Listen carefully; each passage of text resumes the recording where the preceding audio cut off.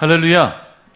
말씀으로 다시 한 걸음 더 나아가기를 결단하며 전심으로 예배하는 우리 성도님들의 삶에 주님의 은혜가 가득하시기를 축복합니다.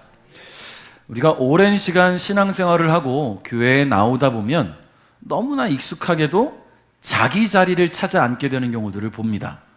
누가 지정해 준 자리도 아니고 스스로가 이 자리는 내 자리다 라고 정한 자리도 아닌데 참 신기하게도 교회 오면 그 자리에 찾아 앉지요. 그리고 너무 놀랍게도 다른 사람이 내 자리에 앉지를 않아요. 이상하지요? 내 자리라고 정해놓은 것도 아닌데 와보면 그 자리는 비워져 있어요. 신기합니다. 그래서 앞에서도 보면 누가 왔는지 안 왔는지가 딱 보여요. 왜냐하면 늘 앉던 자리에 있어야 될 사람이 보이지 않으면 누가 오늘 일이 있어서 못 오셨구나, 이게 보게 되는 것 같아요. 또 때로는 늦게 왔는데 누군가가 내가 앉는 자리에 앉아있으면 마음이 또 시큰둥하는 경우들이 있죠. 제가 과거에 사역하던 교회에서 그런 일들이 있었어요. 거기는 새벽 예배 때 좀 새벽 예배를 많이 오다 보니까 자리 다툼이 좀 많았어요. 특히 이제 앞쪽 자리에 방석들을 쭉 깔아놓으면 거기에 서로 와서 일찍 앉으려고 하죠. 근데 거기는 이제 워낙 성도가 많은 교회다 보니까 내 자리를 찜해놓을 수가 없는 거예요. 일찍 와서 맞지 않는 이상. 그런데 딱 한 분 권사님만이 자기 자리가 있었어요. 아무도 그 권사님을 터치하지 못해요. 왜냐하면 다른 분들은 방석이 지금 여기 이렇게 앞줄이라고 합니다. 앞줄에 딱 방석이 놓여져 있다면 이 권사님은 늦게 오셔도 방석 들고 여기 와서 앉는 거예요. 강단 바로 앞에. 늦게 와도 그냥 방석 들고 쭉 와서 앞에 딱 앉아버리니까 이분은 누가 자리를 터치하지도 않고 그것 때문에 상처받을 일도 없어요. 자, 그래요. 우리는 늘 이 자리라는 것에 민감하게 반응하기도 하고 예민하게 생각하기도 합니다. 우리는 자리의 중요성을 매우 잘 안다는 거예요. 그러니까 예배 드릴 때 내가 앉던 자리를 고집하는 이유로 익숙하기 때문에 그럴 수도 있고요. 또 앞자리를 쟁취하기 위해서 애쓰는 분들은 또 앞자리에 앉으면 내 앞에 아무도 없으면 평안하잖아요. 예배할 때 신경 쓰이지 않고. 뒤에 앉았는데 앞사람이 뭐 머리를 긁고 있으면 쟤는 머리를 감았나 안 감았나 모르겠다 그러고 그런 생각이 들지 않겠습니까? 앞에서 뭔가 분주하면 뒤에서는 신경 쓰인단 말이에요. 그래서 앞자리를 고집하는 사람이 또 있을 겁니다.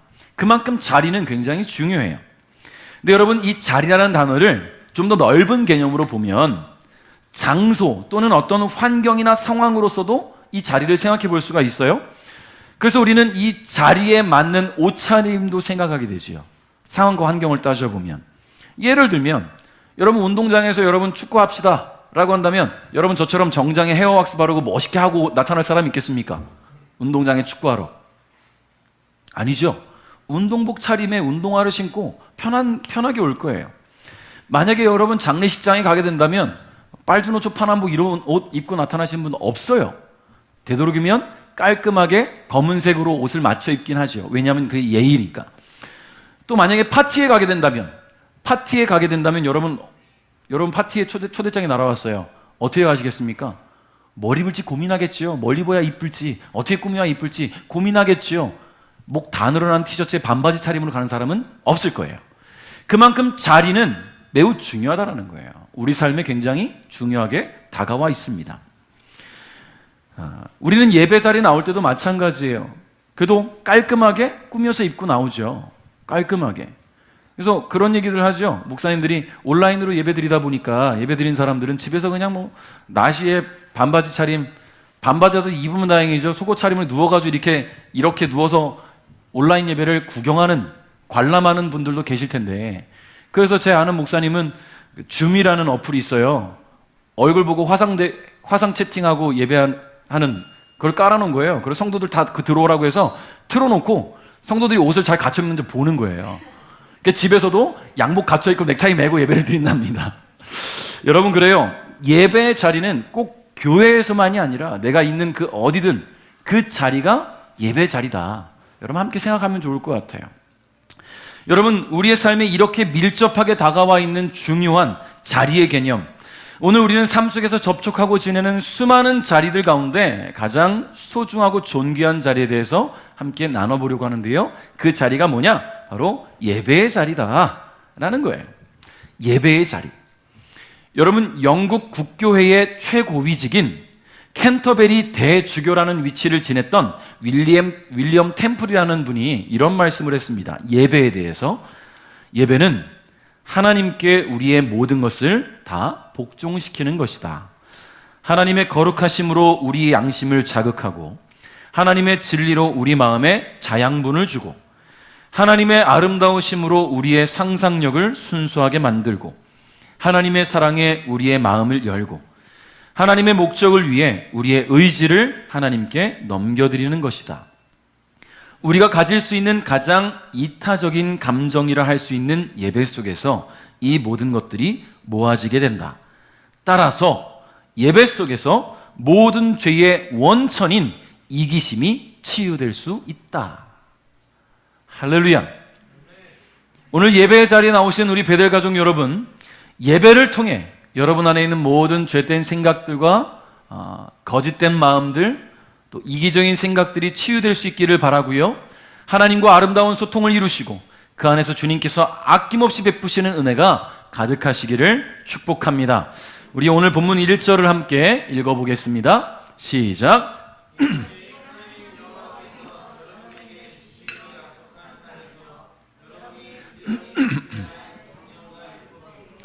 여러분은 이 땅에서 사는 동안 이것들을 잘 지키시오. 아멘. 자, 오늘도 역시 모세는 이스라엘 백성들 앞에 하나님의 명령과 율법을 강조합니다. 자, 그러나 이것을 아무리 강조해도 지나치지 않는 것은 이미 이스라엘 백성들에게 주어진 은혜가 너무나 크기 때문이에요. 애굽을 탈출해서 광야를 지나 약속의 땅으로 인도하심 속에 드러난 하나님의 은혜는 말로 다 할 수 없기 때문입니다. 그러니 이스라엘은 그들이 사는 날 동안 하나님의 명령과 율법을 반드시 지키며 살아가야 되는 거죠. 그것이 하나님과 소통하는 길이고요. 이 소통이 이루어질 때에 예배 또한 온전히 드려질 수가 있다라는 거예요. 제가 대학교 4학년 때 감사하게도 저희 학교 그 기독교 학부에 속한 찬양팀의 리더로 섬기게 되었습니다. 일주일에 한 번 있는 대학 예배 때 찬양으로 섬겨야 되는 거예요. 대학 예배가 드려지는 것은 백석홀이라는 백석대학교의 이제 강당이지요. 평상시에는 강당으로 사용되고 이 대학 예배 채플이 있는 날은 예배 장소가 되는 거예요. 그러니까 앞에 강당으로 세팅되어 있는 것들이 치워져야 되고 이제 예배를 위한 세팅으로 바뀌어져야 되는 거예요. 그러다 보니까 주일 이제 예배 전에 채플 전에 오면 이제 우리 팀은 강단을 깨끗하게 비우고 찬양을 위한 세팅들을 합니다. 창고에서 악기들을 쭉 갖다 깔아놓고 세팅을 쭉 하고 마이크를 쭉 세팅을 하고 누가 봐도 예배할 수 있는 예배 장소를 만들어 놓는 거예요. 여러분, 제가 무슨 말씀을 드리기를 원하는 거냐면 예배가 드려지기 위해서는 준비가 필요하다라는 거예요. 할렐루야. 여러분, 예배가 드려지기 위해서는 준비가 필요하다라는 거예요. 우리 2절 말씀을 한번 읽어볼까요? 2절 시작. 여러분은 여러분이 쫓아낼 민족들이 신을 섬겼던 곳을 헐어버리시오. 그들은 산 꼭대기에서 언덕 위에서 그리고 잎이 무성한 모든 나무 아래에서 자기 신들을 섬겼소. 아멘. 이스라엘 백성이 들어갈 가나안 땅에는요, 그곳 사람들이 섬기던 우상들이 있었습니다. 가나안 민족들은 산 꼭대기에서 자신들의 신을 섬겼고요, 언덕 위에서 신을 섬겼고요, 나무 아래에서 자기 신들을 섬겼어요.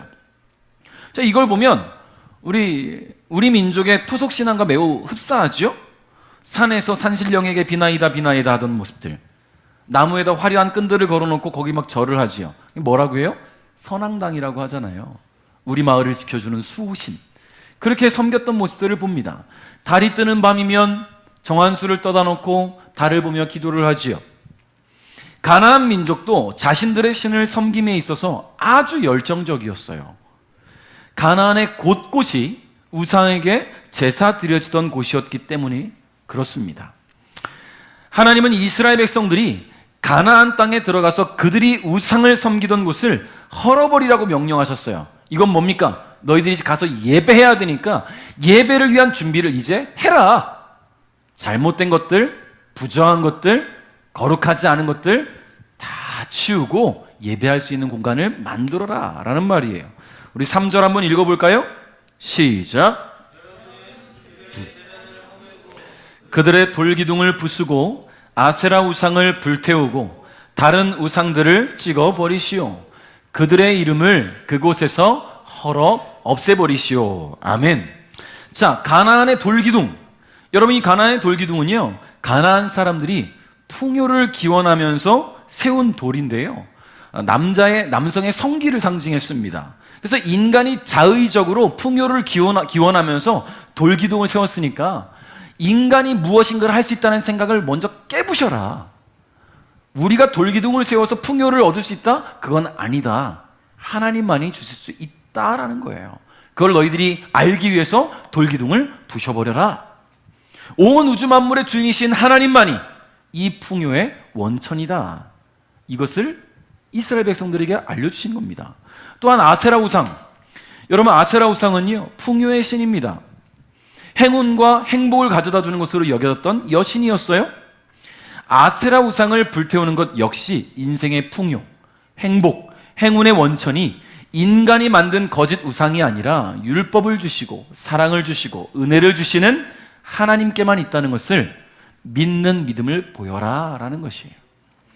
여러분, 이와 같이 가나안의 우상들을 부수고 불태우고 찍어버리고 그렇게 섬겨지던 우상들의 이름을 없애버리는 것은 가나안 땅을 기업으로 받게 되는 이스라엘이 온 만물 가운데 오직 한 분이신 여호와 하나님을 예배하기 위해 선행되어져야 되는 거예요. 예배를 위한 준비가 필요하다는 거죠. 더럽고 추악한 우상들이 가득한 채로는 하나님을 예배할 수 없습니다. 먼저 그 모든 것들이 깨끗하고 정결하게 정리되어야 비로소 예배를 위한 준비가 되는 것이지요. 여러분, 우리가 이사를 한다고 생각해 보십시오. 이사를 하는데 여러분이 새로운 집을 구하고 그곳에 이사 가기 전에 꼭 해야 되는 게 있어요. 뭘 합니까? 청소해야지요. 청소해야지요. 더러운 상태로 들어갈 수는 없잖아요.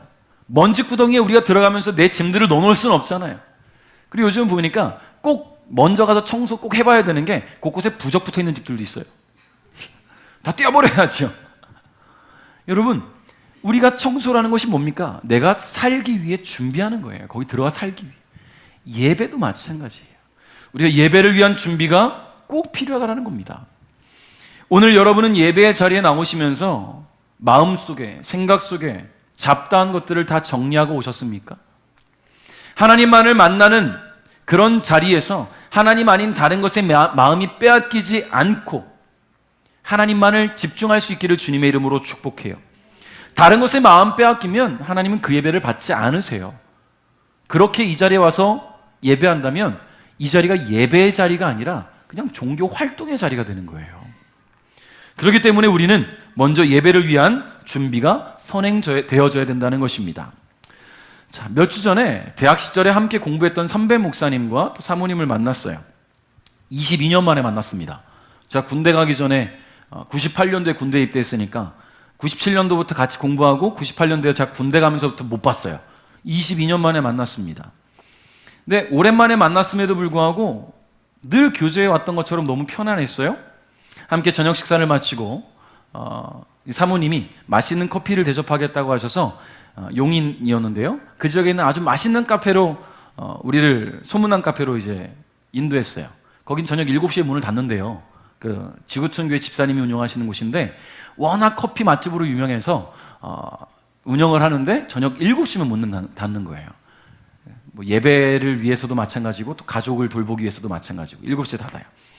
자, 그래서 식사를 급히 마치고 갔습니다. 이 사모님이 커피를 너무 좋아하시는 거예요.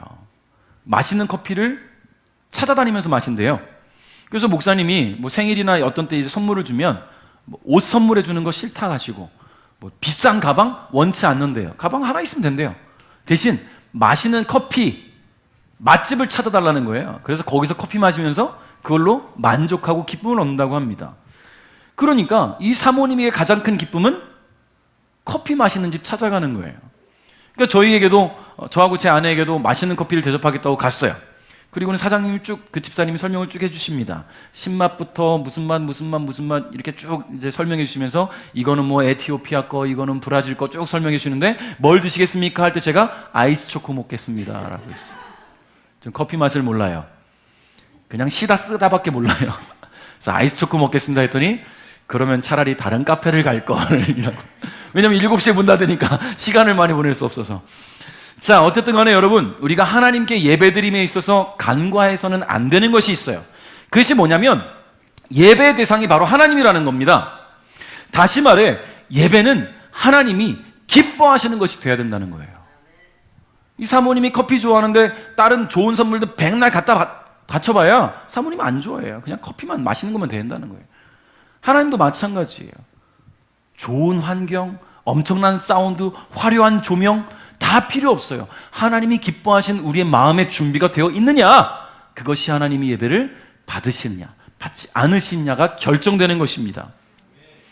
여러분 4절 말씀 한번 읽어볼까요? 시작. 또한 여러분의 하나님 여호와께 예배 드릴 때는 그들이 우상을 섬기던 방식대로 예배 드리지 마시오. 아멘. 자, 가나안에서 행해지던 종교 행위들 하나님을 예배하는 도구로 사용하지 말라고 말씀하시는 것인데요, 가나안에서는요, 이 가나안 사람들이 자신들이 섬기는 신에게 제사를 드림에 있어서 다양한 의식들, 행위들을 했어요. 그러한 의식들이 하나님 앞에서 매우 큰 죄가 되었기 때문에 그런 것들을 받아들여서 예배하지 말라는 거예요.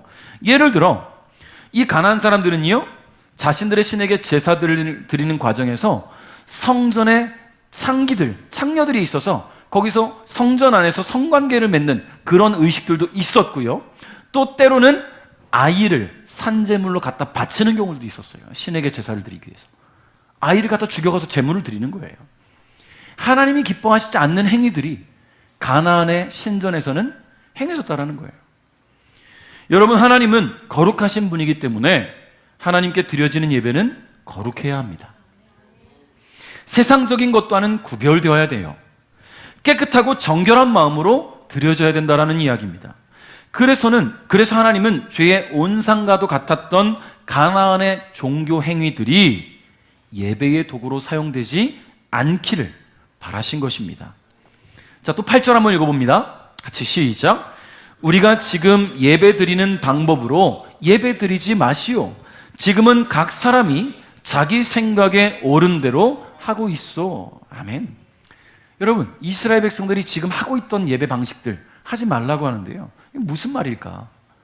여러분, 이스라엘 백성들은요, 시내산에서 모세가 하나님으로부터 율법을 받아오고 제사법, 예배법들, 사람들 간에 관계하는 소통법들, 여러 가지 법들을 받아왔어요. 자, 거기에 하나님 앞에 제사할 때 드려져야 되는 규례와 금지 조항들도 분명히 있었습니다. 다시 말해 하나님을 예배드리는 방법과 예배에 있어서 하지 말아야 될 행위들이 하나님으로부터 주어졌다라는 거예요.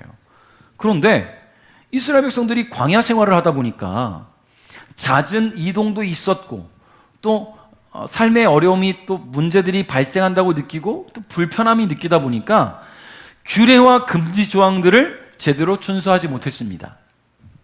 더욱이 불평과 불만들을 토로하면서 자기 생각에 옳은 대로 행하는 거예요. 그러다 보니까 금송아지 만들어 놓고 하나님이라고 부르고 그랬지 않았겠습니까? 하나님은 그런 예배를 받지 않으십니다. 여러분, 예배의 중심에는 하나님이 계셔야 돼요. 할렐루야. 예배는 우리의 생각이나 의견들이 반영되는, 즉 사람이 주인공이 되는 것이 아니라 전적으로 하나님이 주인공 되셔야 합니다. 그렇기 때문에 하나님은 이스라엘 백성들이 가나안에 들어가서는 광야에서처럼 제멋대로 하지 말고 네 생각이 옳으네 내 생각이 옳으네 그렇게 다투지 말고 정하신 규례대로 하나님이 기뻐하시는 예배를 드리기를 원하셨다라는 겁니다. 여러분, 오늘 우리의 예배가 하나님께서 받으시는 예배가 되도록 우리의 마음과 생각이 하나님께 집중되어야 되기를 집중되어 있어야 될 줄 믿습니다. 하나님께서 중심이 되시는 예배, 하나님께서 주인공이신 예배가 되어야 됩니다. 오늘 예배의 자리로 나오실 때에 주님으로부터 무엇인가를 받기 원하는 마음으로 오셨다면 여러분, 그것은 큰 오산이에요. 내가 뭔가를 받기 위해서, 채우기 위해서 왔다? 오산이에요. 넘어가겠습니다. 자꾸 경기도 오산이 자꾸 떠올라. 여러분, 예배는 드리는 거예요. 내가 여기서 뭔가를 받아가겠다는 생각으로 오지 마십시오. 드리는 거예요. 근데 정말 신기한 게 뭔지 아십니까? 나는 드렸을 뿐인데 주님이 주신다는 거죠. 내가 구하지 않아도 하나님 내 필요를 아시고 채우신다는 거예요. 그러니까 오늘 예배의 자리에 나오실 때 목적을 갖고 나오지는 마십시오. 나의 예배의 목적은 하나님을 예배하는 것, 하나님께 드리는 것. 그것 하나만 가지고 예배 드려도 하나님은 내 필요를 아신다는 것을 여러분 기억하시기를 바랍니다.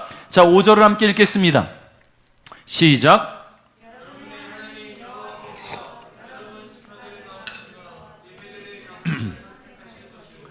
여러분은 그곳을 찾아가시오. 아멘. 자, 하나님은 이스라엘 백성들에게 가나안 사람들이 하던 방식으로 예배하지 말고, 그들이 예배하던 장소에서 예배하지 말고 하나님께서 정하신 곳에서 하나님께서 원하시는 예배를 드리라고 말씀하세요. 여러분, 이스라엘 백성들에게 있어서 그동안의 예배의 장소는 어디였냐면 성막이었습니다. 텐트예요. 한마디로 텐트. 하나님이 이동하라 그러면 얼른 정리해서 수레에 싣고 이동하다가 자, 여기 멈추자 그러면 급히 세팅을 하고 예배 드릴 수 있는 곳, 성막. 여러분, 이 성막에서 하나님께 제사를 드림으로 이스라엘의 예배가 이어져 왔습니다. 성막은 이동하는 성전이었어요. 자, 그러나 그들은 하나님이 예배하신 가나안 땅에서 정착을 하게 됩니다. 더 이상 이동하면서 성막을 지었다 치웠다 할 필요가 없는 거예요. 이스라엘은 이제 하나님이 정하신 곳에서 하나님을 예배할 수 있게 된다는 거지요. 곧 성전의 시대가 도래하게 되었다. 예배의 자리를 선택해 주신 하나님은 드려져야 할 바른 예배에 대해서 하나님께서 친히 가르치셨습니다. 예배는 이렇게 드려라. 내가 정해주는 그 예배의 자리에서 너희는 이렇게 예배 드려라. 6절 한번 읽어볼게요. 시작. 태워드리는 제물인 번제물과 희생제물을 가져가시오. 그리고 여러분이 얻은 것의 10분의 1과 여러분의 특별한 예물도 가져가시오. 바치기로 약속한 것과 여호와께 드리기 원하는 특별한 예물도 가져가시오. 소와 양의 처음 태어난 것도 가져가시오. 아멘. 하나님은 이스라엘이 예배함에 있어서 반드시 지켜야 될 것들을 친히 가르쳐 주셨어요. 그것은 바로 예물에 대한 것입니다. 예배와 예물은 함께 가야 된다는 거죠. 번제물과 희생제물, 11조와 특별예물, 서원예물들을 가르쳐 주셨어요. 하나님 앞에 예배 드릴 때 예물은 반드시 드려져야 된다는 이야기를 하시는 겁니다. 여러분, 이것은 하나님께서 가르쳐 주신 거예요. 목사가 가르치는 게 아니에요. 목사가 여기서 헌금해라, 강요해서 되는 것이 아니라 하나님께서 예배 때 드려지는 예물의 필요성을 얘기해 주신 겁니다. 왜냐하면 하나님께서 베푸신 은혜를 우리는 이미 경험하고 살았어요. 그 은혜가 이미 우리에게 주어졌어요. 그런 은혜를 받았다면 그런 은혜를 받은 자답게 감사의 표현을 드리는 것이 바로 예물이에요. 여러 방법들로 하나님 앞에 감사를 표현할 수 있습니다만 예물을 드리는 것은 내게 있는 것이 주님의 것이고 주님이 언제든지 원하시면 걷어가실 수 있다는 고백이잖아요. 여러분, 내게 내 거라고 어떻게 주장하겠습니까? 여러분, 내게 내 거라고 어떻게 주장하겠어요? 열심히 벌어가지고 열심히 모아놓고 집에 쟁여놓아 보십시오. 섬진강 주변에 하동이라는 마을은요 1층이 다 잠겼어요. 그 돈 어떻게 갖고 나와요? 다 날아가요. 산사태로 집이 무너져 버립니다. 내가 아끼고 갖고 살아왔던 모든 재산들이 다 사라져 버려요. 여러분, 내게 아니에요. 여러분, 11조가 중요한 것은요, 나의 삶의 11조를 드릴 수 있는 형편을 주님께서 허락하셨다는 고백입니다. 여러분, 11조가 뭡니까? 내게 주신 내 삶에 벌어들인 수익의 11조, 내게 주신 건강의 11조, 내게 주신 삶의 시간의 11조를 주님께 드리는 거예요. 주님께서 건강하지 않게 하셨으면 내가 주를 위해 어떻게 봉사하고 일할 수 있겠어요? 내가 건강하지 않으면. 내게 주신 은혜가 없어서 직장도 없고 일터도 없으면 우리가 일해서 어떻게 돈을 벌고 그것으로 살아갈 수 있겠습니까? 하나님께서 나의 삶에 주신 은혜들이 있기에 우리는 11조를 드리는 거예요.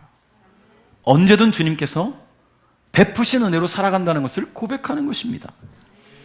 여러분, 아직 11조를 드리지 못하는 분들 계시다면 11조를 기쁨으로 드릴 수 있는 삶이 되도록 주님 앞에 기도할 수 있기를 바라요. 삶이 팍팍해서 쉽지 않은 분들도 분명히 계실 겁니다. 그러나 하나님께서 채우심을 믿는다면 드릴 수 있는 믿음이 생겨날 줄 믿어요. 여러분, 예물에 대한 말씀이 나오면 예민하게 반응하시는 분들도 분명히 있어요. 그런데 우리가 기억해야 하는 것은 예물을 드려라가 끝나는 것이 아니라 하나님이 베푸시겠다는 은혜가 아직 현재 진행형이라는 거예요. 이미 받은 것으로 끝내지 마십시오. 내게 지금 주어진 은혜가 이제 끝이구나, 그러니까 예물 안 드리겠다, 여러분 아니잖아요. 하나님의 은혜는 지금도 현재 진행형이에요. 7절 말씀 읽어볼까요? 같이 시작. 여러분은 여러분의 하나님 여호와께서 계신 그곳에서 가족과 함께 먹으며 여러분의 하나님 여호와께서 여러분에게 복을 주셔서 잘 되게 하신 모든 일을 가지고 기뻐하시오. 아멘. 여러분, 하나님은 이스라엘을 가나안 땅으로 인도하실 거예요. 아직 가나안 땅 들어가기 전에 하나님께서 이런 말씀을 주신 거예요. 야, 내가 너에게 가나안 땅을 줄 거야. 가족들과 평안하게 살아. 거기에서 너무 큰 은혜가 너희들에게 주어질 거니까 너희들은 예물을 준비하고 예배드릴 준비를 해. 현재 진행형이라는 거예요. 이미 받은 은혜도 갚을 수 없을 만큼 크지만 더 큰 은혜를 하나님께서 준비하고 계시기 때문이지요. 여러분, 9절 10절도 한번 읽어보겠습니다. 시작. 편히 쉴 곳에 아직 이르지 못했소. 그러나 여러분은 곧 요단강을 건너서 여러분의 하나님 여호와께서 주시는 땅에서 살게 될 것이요. 그리고 여호와께서 여러분의 모든 원수를 물리치시고 편안히 살 수 있게 해 주실 것이요. 아멘. 여러분, 주님의 은혜는 아직 현재 진행형입니다. 언제까지요? 주님 오시는 그날까지. 무궁무진하잖아요. 여러분, 건강도 마찬가지고 우리의 물질도 마찬가지입니다. 주님이 함께 하시지 않으면 내 것이라 주장할 수 있는 게 없어요. 그러니 하나님 앞에 예배할 때 주님 앞에 예물 드림에 인색하지 마십시오. 물질에 있는 곳에 마음이 있다고 주님 앞에 물질을 드릴 때 하나님께서 주시는 그 은혜를 더 사모할 수 있고 그 마음이 더 주님께 집중할 수 있습니다.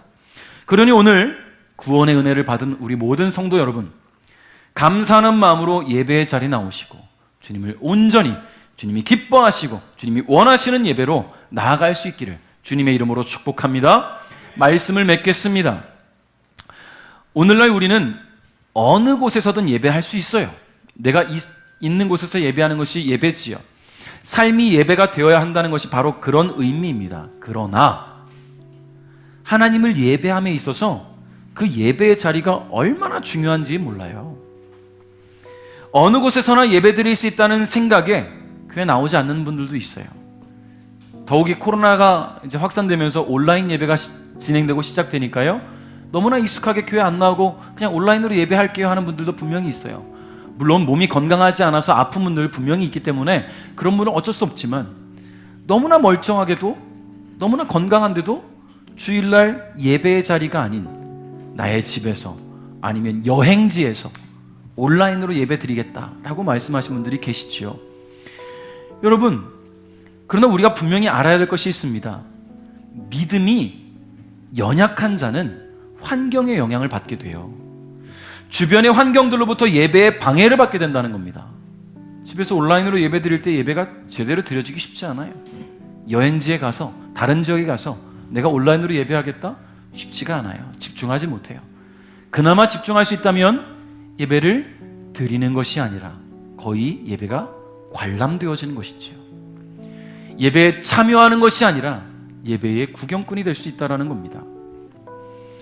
여러분, 우리 사랑하는 성도 여러분, 예배의 참여자가 되십시오. 예배를 드리는 예배의 주인공이 되십시오. 그러므로 예배의 자리에 나오시기 바랍니다. 하나님이 기뻐하시는 예배의 자리, 하나님이 받으시고 기뻐서 은혜를 베푸시는 그런 예배가 되도록 늘 예배의 자리를 사모하며 나오시기를 주님의 이름으로 축복합니다.